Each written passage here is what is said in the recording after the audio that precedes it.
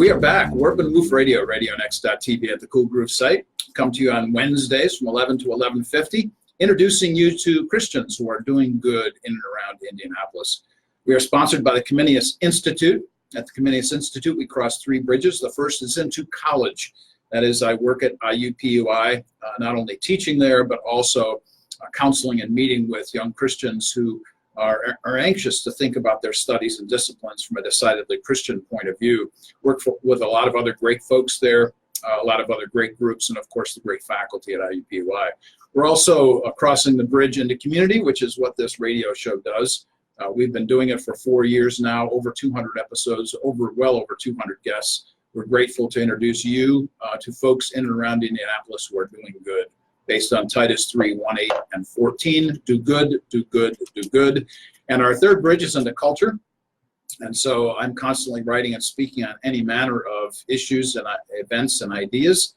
And one of the last peer-reviewed journal articles, for instance, that I've published was on the theological basis for the abolitionist movement, the Civil War. So we're constantly engaging all kinds of ideas. Our Truth in Two comes out every Tuesday morning, and we're grateful to give people an idea of how to think Christianly about whatever it is we might be considering in the wide world.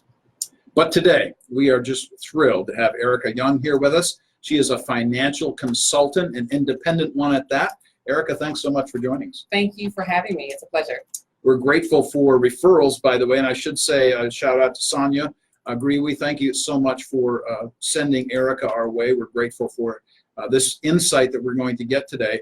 Erica, tell us a little bit about yourself, your family, your church, wherever you want to take that.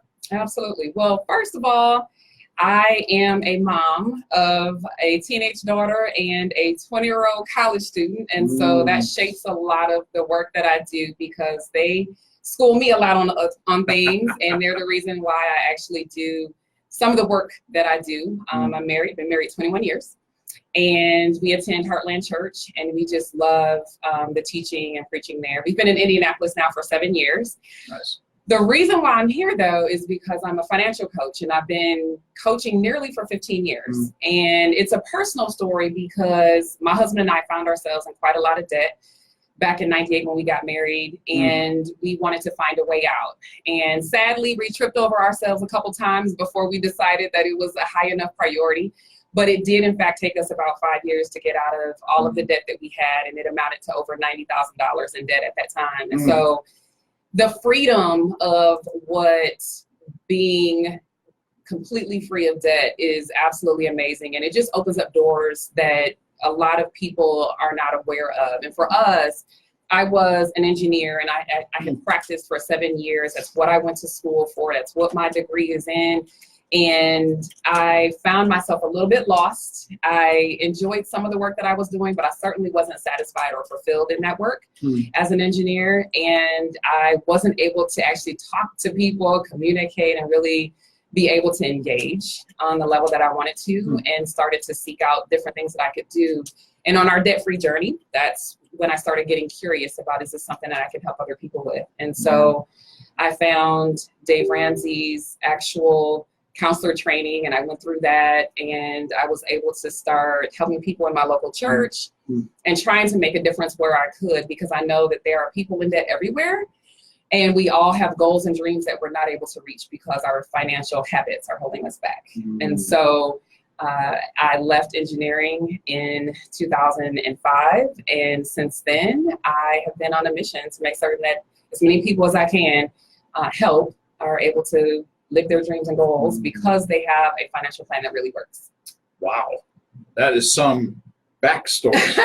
Seriously. You asked. No, that's a wonderful, seriously, and I love the detail of that. So some of the stuff that stood out to me in your explanation were $90,000. Let's start there. Yes. I mean, that's a huge number. It is. It is. And actually it amounted, most of it was our student loan debt, which is considered normal or good debt or expected. Yeah. We did have 2 car payments. We did have 7 credit cards. It really wasn't, it was a mixture. I mean, and we were at that time probably overachievers. We had more than the average at that time. And now the sad part about this is that a lot of people see that kind of debt just in student loans alone. Yes. And a lot of students coming out of college or graduates are faced with a tremendous amount of pressure trying to figure out what to do. And so some of the community work that I've been doing recently is getting involved with University of Indianapolis and talking to some of the high school students who are about to go to college and give them tools so that they can actually go through college debt-free.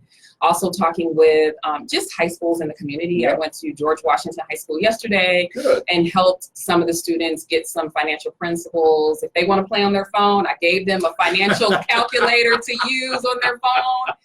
And just, you know, meeting them where they are. That's right. Because most of the people that come to me are in their 40s, they've done stupid like I did, and they're trying to find a way out, and they aren't really fully living in integrity around their money because they just allow things to happen. And so if we can be proactive and teach our kids at a young age and be open and honest about where we've tripped over ourselves, then we're doing better for our community. That line, we done stupid, that was that stands out in my mind as well. You know, coming back to the idea of debt, I mean, the biblical understanding of this is huge. I mean, I've written papers on how Scripture is totally dead set against debt, or the fact that when you're doing the lender-creditor bit, that it has all kinds of negative ramifications, even though sometimes it's of great necessity. I mean, I can't think of anybody that has a house that hasn't had a mortgage that can just lay down all the money, you know, kind of thing. So talk a little bit about the backstory to the biblical base, because I know you're working with Dave Ramsey. Yes. And I think Dave has a couple things there to say about a biblical base. Well, I'll tell you this. Yes, I am definitely a big Dave Ramsey fan, love him and the work that he does. It's really what changed our life. I will tell you that we can't allow debt to be a crutch. One of the biggest things that I say to people is most of the time you're going to have a loan. You're not going to purchase a home with cash.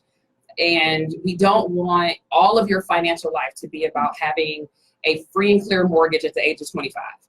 But how can you clear out all of the rest of the things that hold us back? Personal loans, loans to people, friends and family, being on top of your finances so you can actually pay for, you know, a car with cash. Fancy that. It's possible, right? Yeah. Not using credit cards as a means to leverage yourself from month to month. There's so many, you know, ways that we can go into debt, and we have to be wise stewards over what we have. The biggest problem is being overextended. That's the biggest problem, is spending more than you have each month and it carrying over from month to month. That is what we need to avoid. And so biblically speaking, one of the things that I did was, you know, really did some soul searching a few years ago and tried to figure out who my real audience was at that time. And I love working with couples, and I found out the reason why. In Genesis 1, it says that, you know, Adam and Eve were naked and unashamed. And what that means is that they were one, they were a unit, and they could be themselves with one another. And I find that financially, we are not free like that. Today, people jump in the bed before they actually have a conversation about money. And so I wrote a book called Naked and Unashamed, 10 Money Conversations Every Couple Must Have. And what this gets to the heart of is how a couple can get down to the brass tacks of what's really important in their relationship around finances and reach those goals together as a team, versus being so secretive and private and holding back all of this past mess that we bring into the relationship around our money.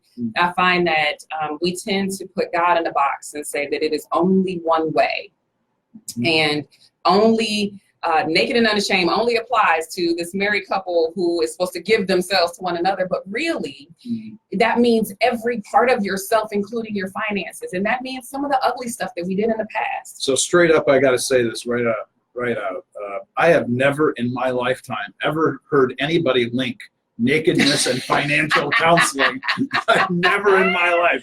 So, I mean, this by itself is a whole podcast. You could call it the nakedness and financial or whatever, you know.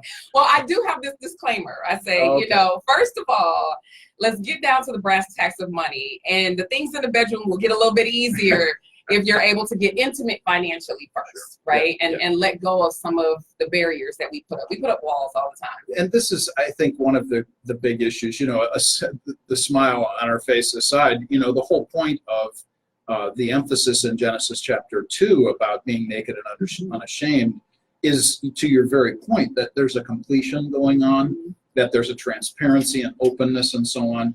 And, the hiding of things financially, I mean, that does nobody any good. Right. So to this point, it's really a powerful statement, honestly. Yeah, I think a lot of people are really worried and concerned about how they will be perceived, even by those that they are closest to when they talk about their money matters. And so the way that I've approached the subject is I tell my story, and I let them know that I was in debt. I let them know that it was difficult. I let them know that in marriage counseling, in front of our pastor, he made us give each other our credit reports. So my husband got mine and I got his, and I wanted to scream. I didn't know what this was going to do. We weren't engaged yet. I thought it could have been over, because who wants to assume your debt? And I found that we did that very young, before he put a ring on my finger, and we found a way to move through that together. And the beauty of it was, honestly, our paths were a little bit more similar than we thought. I mean, both of us came from single parent households. We didn't have a whole lot of help with our, college education. And so we took that debt on ourselves. Both of us had, student loans. And so being able to be transparent from the very beginning made it easier for us to have other conversations that were also difficult. We still today, after 21 years, still have challenging conversations. Sure. They will never go away, but you just have to learn to be effective in that conversation so you can make progress. And it's important just to have the conversation. I mean, if we just stop with that one word conversation, to actually talk with each other about whatever it is that we're encountering, that may be good or bad, but you got to stand up together on that kind of stuff. That's right. That's a big deal. I wanted to go back to another word that I heard you say outside of the $90,000, but I was thinking about the word habits. Now, you use the word habits very specifically in a phrase. Kind of expand that out a little bit and talk about how important that is in financial planning. Well, the first thing is that we need to have some healthy financial habits. We need to start looking at ways to improve, because habits are what you actually do versus what you say you're going to do. Habits keep you in alignment with your integrity. Habits show you where you're really things are most important. When you start looking at your finances and you do a reality check, is what I call it, and you start seeing where all of your money is going, it tells you what's most important to you. And so if you need to shift that narrative to something that is more in alignment with what you want to become a tither, you want to become a giver, you want to be out of debt, you've got to shift your habits in order for that to become possible. So define habits for us, if you could. The things you do on a regular, everyday basis. And so that is the use of credit card debt, or the use of cash, or are you consistently giving? Where are you spending a lot of your time? Is it in Starbucks? Is it, what are you doing? Or are you avoiding on a regular basis? Is it your habit to never look at your bank account? So I just throw this out there and see what you think about this. I usually tell people you can spend one of two things in this life, either your time or your money. What do you think about that? Ooh, it depends on the moment. In the moment, you could be spending your money. In the moment, you can be spending your time. And I find that a lot of people, this is a saying, a lot of people who are broke say they have more time than they have money. Right. Right? Yep. You know what? That might very well be true. And so if you have more time, then it's time to go figure out what God has put on the inside of you to actually create so that you can have more money. Part of why I do what I do is so that people can unleash their dreams and their potential. The reason why I was able to do this work, I mean, I took a big pay cut to actually start this work, to be honest with you. I was an engineer. I wasn't sure how much I was going to make doing financial coaching, but it was what God created me to do. Just as a sidebar comment, chemical, computer, I was an electrical engineer, yes, and I worked on cell phone parts and the wireless Game Boy for Motorola for 7 years in Arizona. All right, I just wanted to make sure everybody knew what kind of engineer you were. So I like the statistics and numbers and that kind of thing, so it translates well here. But I spent quite a lot of time in front of a computer and not interacting with people. So let's get back to the time money bit, because you really have hit on something I think that's really important. That is that if you have time, that time can then be transferred into creating wealth. Absolutely. Absolutely. I fully believe that if you focus your time in the right places, you'll be able to find the gifts and the talents that God has already put on the inside of you, and he will give it a place to flourish. Mm-hmm. When you focus on basic money management, the money expands. Mm-hmm. You have to give God something to work with. And if he doesn't have something to work with, then there's nothing to grow and expand. If we ignore our finances, then it's just going to become an out of control mess. And this is an analogy I use all the time. Many of us have seen an abandoned home. We know what that looks like. You walk up to the house and you see on the driveway, there's debris, the grass is overgrown or brown, the trees are hanging down, the bushes, the shrubbery is just out of control. There's nothing attractive about walking up to this house. Right. And you're scared and wondering, what's going to happen if you knock on this door and what's on the inside? It is not inviting. Yep. But a well-manicured lawn is one that has been cared for. It takes tools, it takes a lawnmower, it takes time, it might take money, it takes water, fertilizer, and someone who knows how to use all of that to create something that is beautiful. Green grass, planted red roses, bushes that are trimmed or in some wonderful shape that makes you look twice. And then you walk up to that home and you say, well, if the outside looks like this, the inside must be something. But that person or team of people had to do something to make that happen. And if we leave our money unattended to, it's going to get out of control like that too. Weeds pop up, and that's dead. You know? And so if we don't manage our money and start paying attention to it, then we're going to get exactly what we put into it, which is nothing. So you're talking about something that most of the rest of us refer to as curb appeal. Right. Yeah. So, there's a sense in which the curb appeal for us is important. And I love your phrase, you got to give God something to work with. That's a great line. But at the same time, I'm thinking, that doesn't necessarily mean that you wear your wealth on the outside. Right. Exactly. No, exactly. I think that you don't have to show everybody everything. You just need to have an audience of one. It needs to be God. He needs to be pleased with what you do and how you manage the funds. When the sowers were in there managing the talents, they put it underground. They didn't tell their friends what they were doing. They put it underground, and then it produced fruit. It produces fruit. They didn't go tell everybody what was really going on. They just managed it. They got to work. Yeah. And so for the person who wants to invest and who wants to make a difference in their finances, you don't have to go broadcast that. That's not something that I do with my friends. And if I did, they would, be sick of hearing me talk about it. Right. Yeah. So you find a way to do what God has called you to do without being flamboyant about it and that kind of thing, because that's not what God is really looking for. Give him the glory at every point, because it's all about him anyway. This comes back in my mind again to Genesis 2, 5, and 15, where we've been given the responsibility to be in the garden, to produce from it, but also to protect it. So both of those things are necessary for us. Within the framework of the kinds of conversations that you have, how would you talk about the concept of producing but also protecting? Well, some of the obvious notions are to have insurance and to make certain that you're around good counsel and to make certain that you are involved in causes that are worthy. Those are the simple things that you can do. In practical nature, where I get really detailed, because my business is called Tailor Made Budgets, is that you look on a regular basis, on a monthly basis, to see where your seed is going, and you are intentional about your goals, you're intentional about your investing, you are intentional about how you manage the rest of that. And I think that people just really, the word for me that I've been saying for all of this year is be intentional. And if you are intentional, and if you are thoughtful, and if you have God's principles for your life in mind, your money's going to go where it needs to go. Right. There has to be a plan invested in this. We have to actually know what kind of direction we want to go in. Now, Proverbs 16 is pretty clear about this. Chapter 16, 3, 9, 33, so many other verses within that chapter emphasizing this idea that we might have a plan, but God might take us in a different direction. Sure. Now, that's a whole discussion point by itself, but we have to take a commercial break. So We're going to be taking a one-song break, and when we come back, we're going to continue our conversation with Erica Young.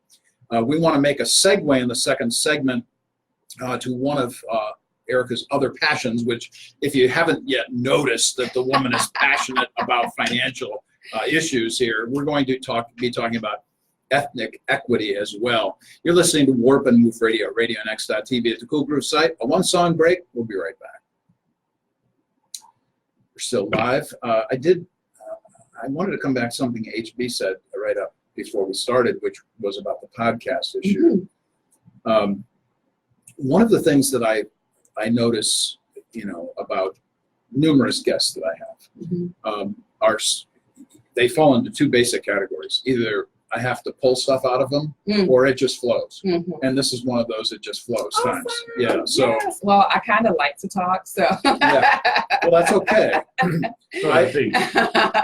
If it happens that you want to take this to another level, you want to be invested in something else, I would be pleased to participate in that, in the sense that mm-hmm. If you want an on-ramp, if you want a week, 2 weeks, a month of, hey, I want to come back with Mark and we'll talk through the biblical, we're going to lay foundations, sure. and then you just kind of take off or whatever. Mm-hmm. I'm not trying to impose myself. I'm just saying, hey, if that's helpful to you. That's awesome. Thank you. I appreciate that. I'll think about that. Yeah, do that.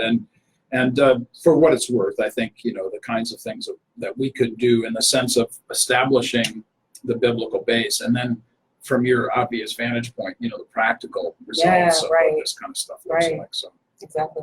But you'd also said, the issue of how we actually started the program, having to do with the marriage coupling and the importance of that. You may just want to take off, you and your husband find a slot of time and you want to just do those kinds of things. So whichever way you go, I think you've got an awful lot of good to emphasize to folks. Yes. Well, I'm actually taking my husband with me to my financial conference next year. He's been going a couple places with me this year, and next year, kind of getting him into this space. He's got his work, but into the space, because I really on the inside feel that God is saying this is a team effort, and we need to just figure out what that needs to look like. And so that would be exciting. Yeah, absolutely. So what is his vocation? He is in sales. Okay. So he works for AstraZeneca. Yeah, and so he's in market access and basically partners with. I have no clue what that is. Sorry. Tell me what it is. Let's call him a partner between the hospitals and the doctors to make certain that there's continuous patient care. Okay. There we go. Excellent. Yeah, that word just kind of threw me. I'd never even heard that word before. So, yeah. I study Hebrew and Greek and all those kinds of things. I don't know what word that was, but medical is a whole other language. Yeah, exactly. You got to have some Latin in there, I'm sure. Yes. I suspect that's probably important. Yes. So and whenever I do this, I always say to people, where you want to go is most important. I'm just going to throw softballs out there and let you hit them. So if you want to go, we want to make a segue, a tie to the economic and the financial, and then move into the equity issues. Does that sound good? You want to go in a different direction? That's totally fine. Yeah, good. Okay. All right. And I want to make sure to just say up front before we go back on, when I use the word ethnic, I use that instead of race, because we're the human race. And I also I was glad to see your use of the word equity, which emphasizes an opportunity issue rather than an outcome issue. Yes. Because as much as I would love to play center for the Indianapolis Colts, that's never going to happen. The outcome there is not the same for me. That's exactly right. So I just want to make sure we're on the same page. Oh, the awesome. Definitions. Sure. Yeah. Definitions are huge. Very, very important stuff. So I teach a course at IUPUI called Reading, Writing, and Acquiring. Okay. And among other things, I pound the concept of definition. You have to know, you have to agree if you're having a conversation about what the definition is going to be. That's true. That's true. Before you can even carry on the conversation. That's true. Yes. And that's, to me, everything. All of my after-school programs are the same way. We have to get the definitions of what we're talking about out here before we can know what we're talking about together. There you go. A lot of times we have split groups that one group knows the definition, another group doesn't, but they know the same thing, but they're arguing about the same thing. That's right. So it's sick. Language. Yeah. very important. And if we've learned anything in culture over the last however many years, the necessity of being careful in verbiage, much less allowing that to rise from the character of the individual, so that we recognize that what comes from the inside of a person, really, when you have whatever words you're choosing, definitions, whatever, that people see that it arises out of this individual person. Right, and I think a lot of people internalize from their vantage point. So clarity up front helps to reduce how things are taken in a different way. So thanks for allowing me to kind of set up some of those words there. Sure. Yeah. So we have commercial, 10, 15 seconds. We'll be coming back in again. Thank you, everybody, for joining us. You see lots of green lines on the screen over there. And we are back, Warp and Woof Radio at radionext.tv at the Cool Groove site on Wednesdays from 11 to 11:50. Just to give a sense of what the future holds, next week we have Eric Cooper from Stone Table coming to spend some time with us here in studio. And then actually we're going to take a month off over the holidays, as well as my teaching is going to take me in different directions onto the East Coast. But coming back to our discussion today with Erica Young, and we had talked, Erica, in our first section of this program about financial security, and we've kind of hit on some really important and I think imperative kinds of topics. But I wanted to make the segue for everybody so that they understand your second passion. It's not secondary, it's just another passion that you have, which has to do with ethnic equity. So if you would kind of do this for us, would you link the first segment of our show, the radio show, the financial emphasis with ethnic equity? Sure. So first of all, I want to share how I got involved with it. So for those who are watching, clearly I'm an African-American female. So that is not, however, why I'm interested in having that conversation around diversity, inclusion, ethnic equity, that kind of thing. It's really because we are all people, and it's important to understand that we are all the human race, but all of us are so important. We got involved in doing this a year ago, actually. Some friends and I started talking. We saw a Jada Pinkett Smith Red Table Talk, and we thought, oh my gosh, we should bring this local. And so we were intentional about inviting a diverse group of women.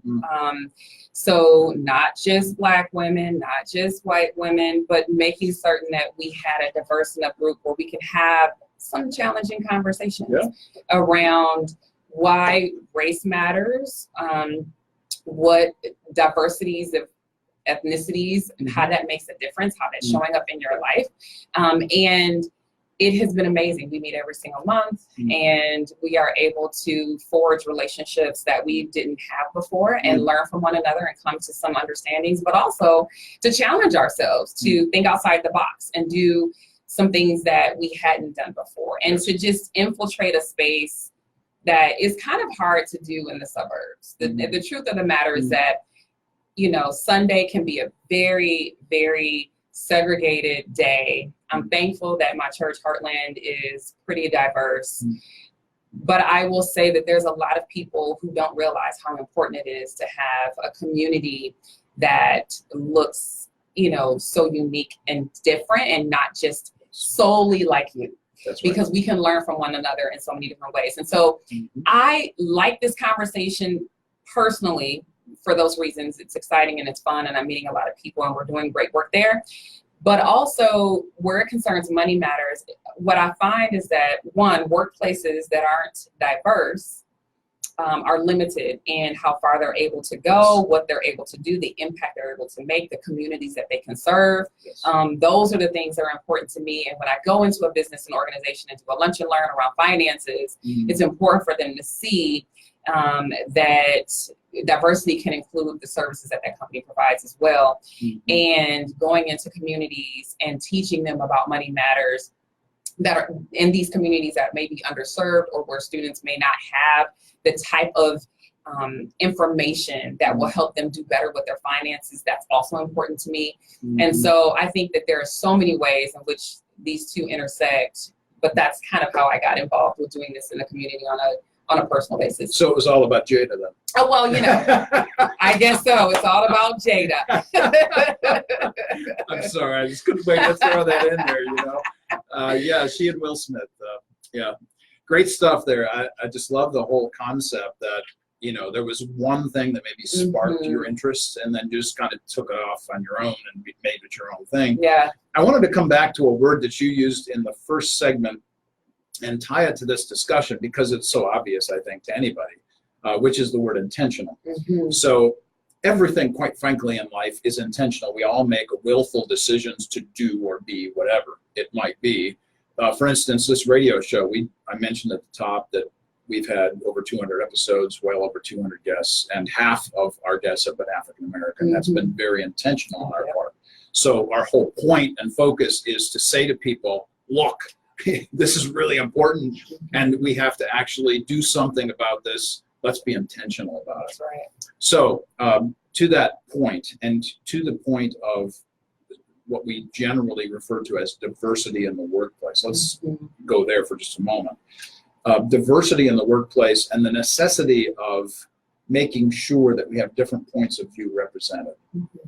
How important is it that workplaces, companies, businesses create that by being intentional in their hiring practices? Oh, that's where it begins. Talk about a softball question, right? That's where it starts. Yeah.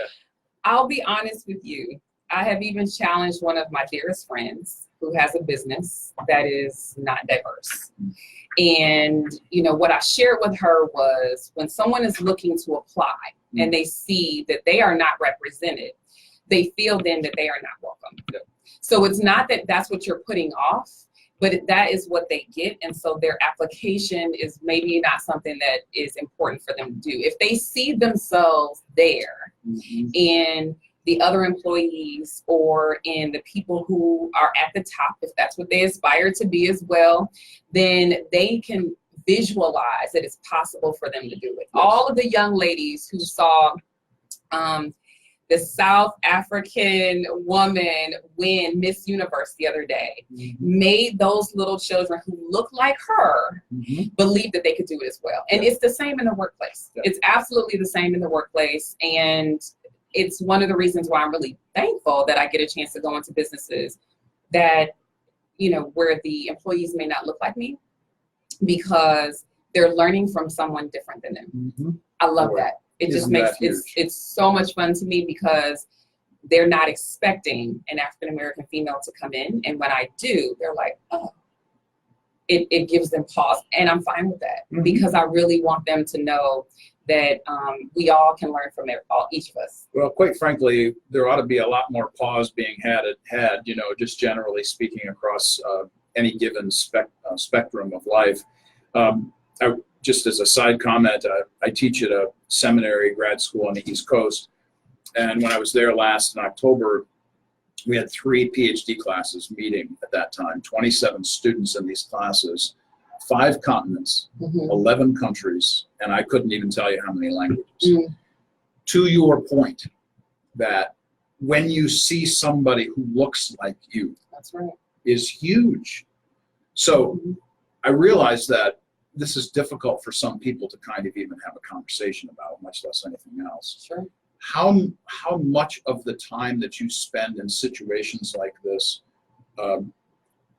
do you have to have a conversation ahead of, let's say, for instance, any teaching you might do? That's a good point.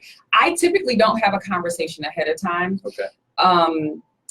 I don't mind the surprise factor, but also, I think that it's important that I represent without feeling I have to gear them up. Yes. And so I think that it's important that people you are okay with the fact that I'm okay with myself. Yes.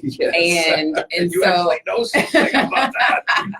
Oh my. So there are times when I'm on a podcast or doing some online training or something, and it comes up in that conversation, and I let them know this is who I am. I'm an African American female, if you could not tell. But for the most part, when I go into businesses and do trainings and workshops, sometimes we've met ahead of time, but sometimes, when I walk into the door, that's who I am. The sadness, and I have to say this, the sadness to me is that we even have to say these things. Mm-hmm. That's a sadness to me. Mm-hmm. The second part of the sadness is that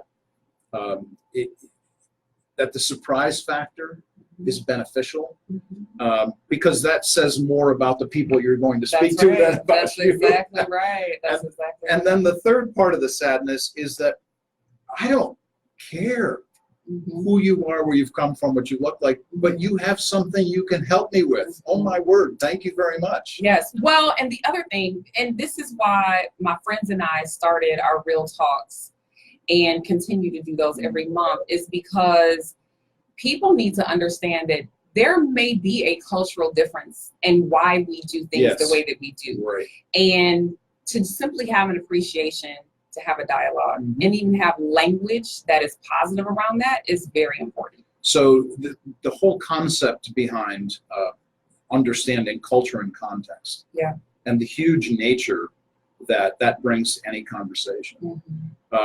How do you engage those kinds of conversations? Do you have any stories or examples that you have in your thinking about maybe one of your business engagements or your teachings or podcasts or wherever, where you've had to give an example or talk about culture context is important?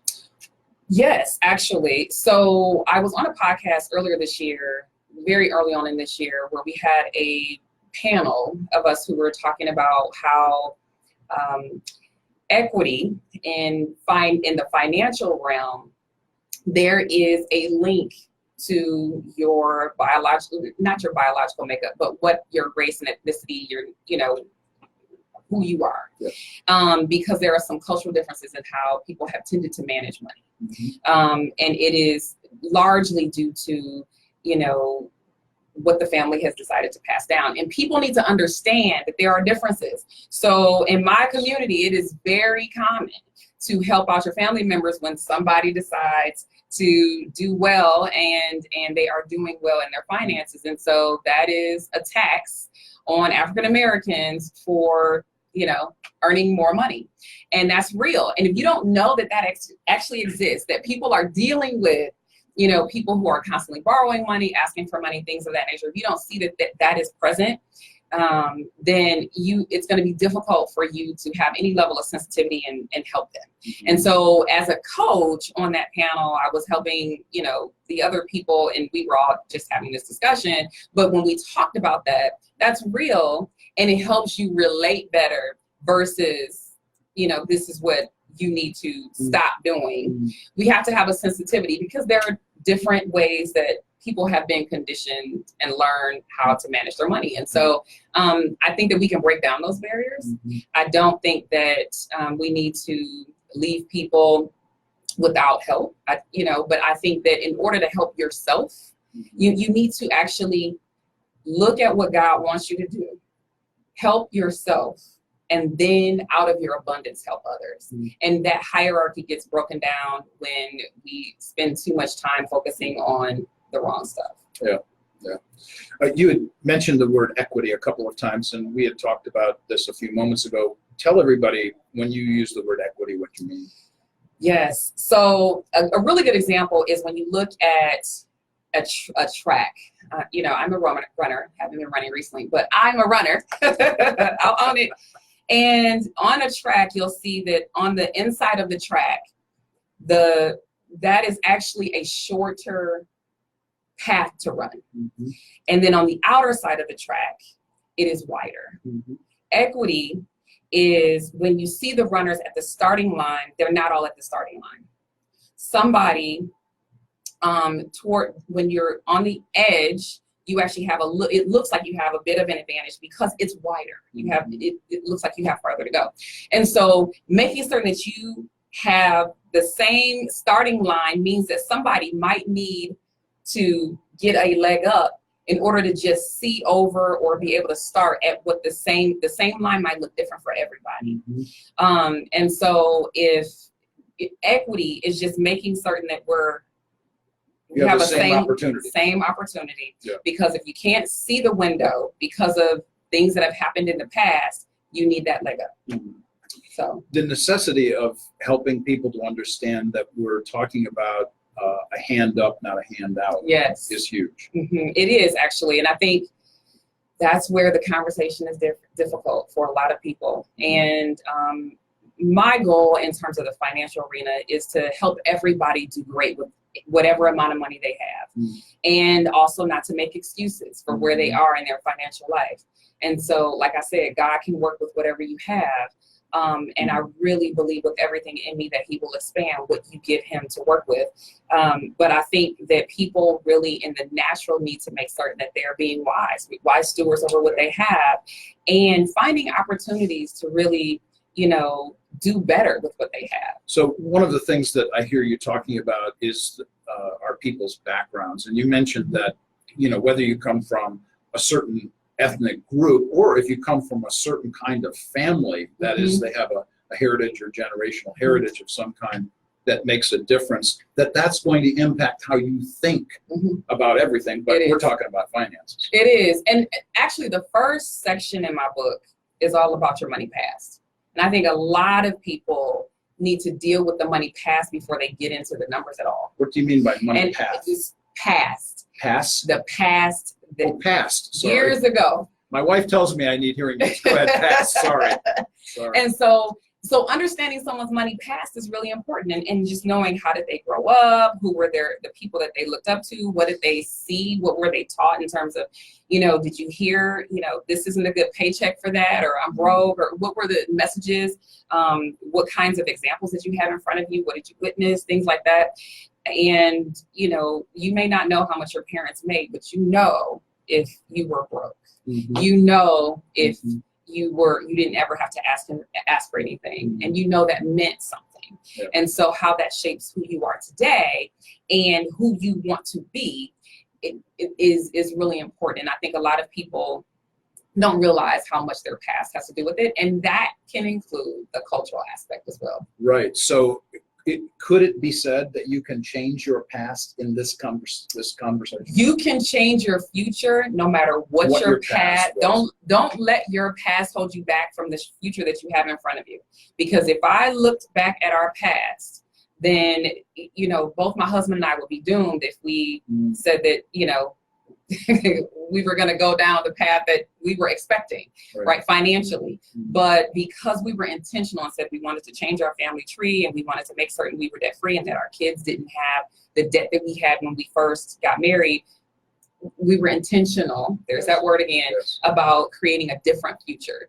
And I'm excited that we're 20 years in, and I think we're a little bit ahead of what we thought we would be. Well, since you just mentioned that, I was going to ask a different question, but since you just mentioned that, let me ask about the proverbial wisdom in the book of Proverbs about earning wealth or making money little by little. How much do you emphasize that to people? Well, what as opposed to I want to get quick, rich. Oh, absolutely. Quick. Well, that's not what God teaches. I mean, the thing is that there is an inheritance, and you can get money handed down to you and things like that, but work and reward. God will bless the work of your hands. God will make room for you when you use your gifts and talents. It does. One of my favorite scriptures is where he says in John, and that, John, 2 John, where he says that he wants you to be prosperous and be in health. He wants that for you, but you have to balance that with using your gifts and talents, and that he will bless the work of your hands. Right. And he doesn't want you to be without. He gave Adam a job on day one. Why do we think that we're going to be any different and not have a job too? Right. What is the work that we're trying to do? How does he want you to use? I fully believe that he wants you to use your talents for greater good beyond yourself. So it's important so that everybody understands this. When we're talking about these kinds of principles, we're talking about universal principles. That is, that if you follow these things, that generally speaking, this will be true. Yeah. It doesn't necessarily mean that it's an absolute. It just means that, generally speaking, if you follow these principles, that this is the trajectory of your life. I think it's important to help everybody and understand within the sovereignty of God that things might go sideways and we're not sure why. Absolutely. I mean, we have faced loss in our family that took, lots of money out of our hands to deal with. We have faced a loss of a job. My husband lost his job. It just because you decide that, God is your king, right, and you're going to follow his path, it's not going to always be easy. And so you do have to use wisdom. You do have to look to him, but you also in the natural have to do what you need to do so that in the event that something happens, you're also prepared. There's an emergency fund. Yeah, exactly true. My family and I've been on welfare for 6 years. I had my job taken from me. I never tell people that I lost it. Somebody took it from me. Those kinds of things happen to us. And I think it's really powerful for us to recognize that, but also to recognize that Scripture still teaches this, and that if we follow the general principles and path, that eventually at some juncture, this will come back to us in full measure. Absolutely. And he wants you to be a good steward. Every time when God plants a seed in people in the word, it produces something.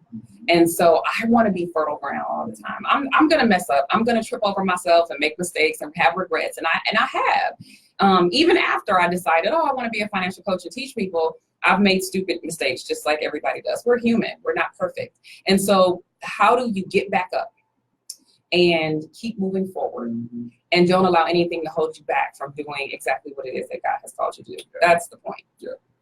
If you were going to summarize, I know this is going to be really hard. Because we've got about 3 minutes left. If you were to summarize in a minute for us, some of your classic lines, perhaps some overview statement that if there's one thing you want people to remember, it's this. How would you help us today in that? Wow. Yes, you're right. That's hard. It is hard, yeah. One of the things I'm saying right now is find ways to make room. Make room for what God has for you in the next year. What do you need to let go of this year so that you make room for what God has for you next year? And so maybe it's cleaning up your finances. Maybe it's making room for new relationships. What is it? But make room. And some of that is very intentional. Organizing things at home, throwing things away that don't matter, or giving and donating it. But make room because God needs a place to flourish. The other thing is, I say this over and over again, and we didn't really get into the meat of budgeting or anything like that because we don't want to bore the people. But